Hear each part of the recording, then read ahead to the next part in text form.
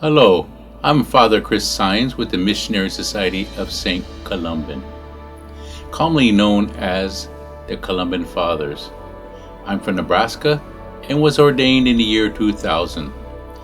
I served nearly 20 years in South America, specifically Chile, Peru, and Bolivia. Now I am serving our home mission from our headquarters in Nebraska.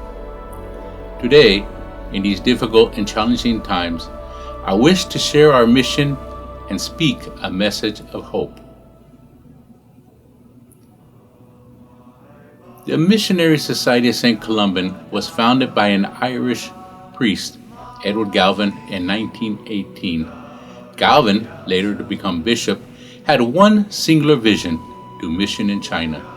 Living through 25 years of civil war in China, the Japanese invasion of the 1930s, the Second World War, and the communist takeover in 1949, Bishop Galvin was known as the most bombed bishop in the world.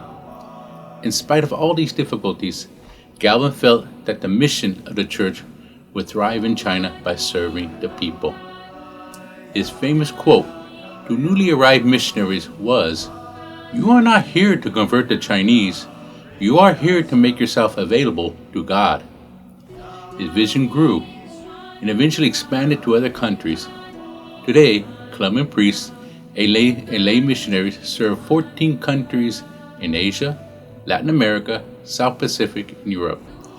Our ministries include parishes, community programs, migrant outreach, and mission education.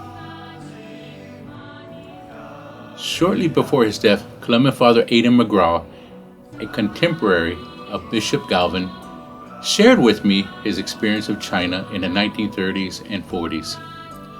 Father Aidan would talk of the terrible pandemics of cholera and typhoid during his time. He spent many months going from home to home, blessing the sick, bringing food, and trying what he can to alleviate their sufferings. Today, Father Aidan's testimony is relived in our current mission during the COVID-19 pandemic around the world. I offer you a few examples. In the Philippines, Columban Father Andre Paz was waiting for his mission assignment to China when the pandemic hit. Father Andre was confined to his hometown in northern Luzon, and for the first couple weeks, he kept to himself, prayed, and watched the news.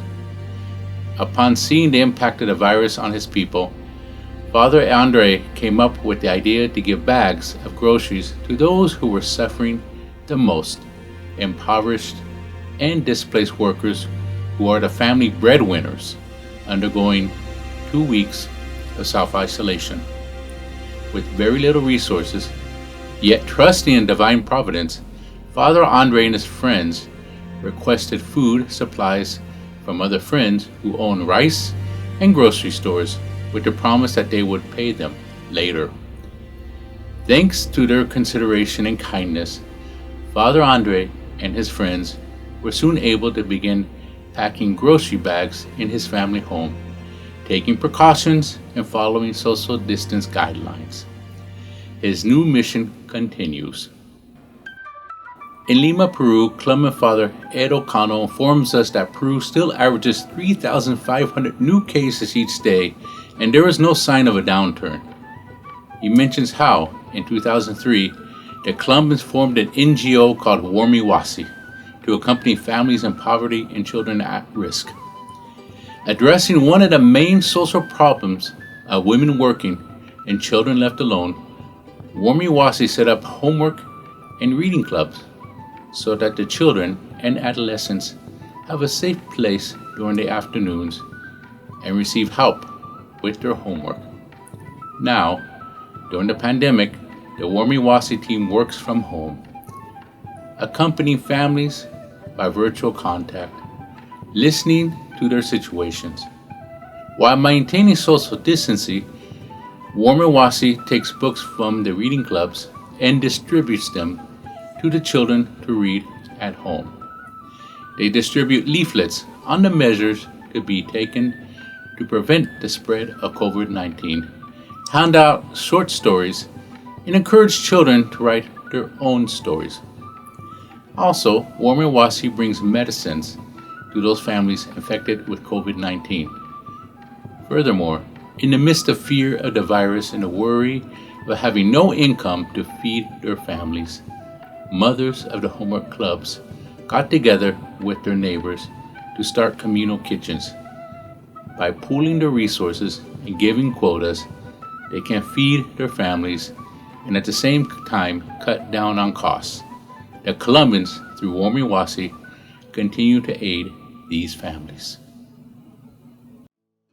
In Juarez, Mexico, Columban Father Bill Morton and lay missionary Sainana Tamatawale from Fiji courageously decided to remain in the Columban parish of Rancho Anapara, coordinating with local leaders and responding to the pandemic crisis.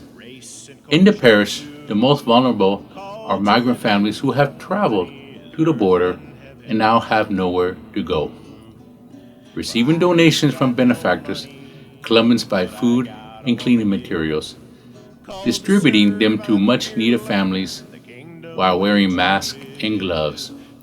They also help some families pay their rent.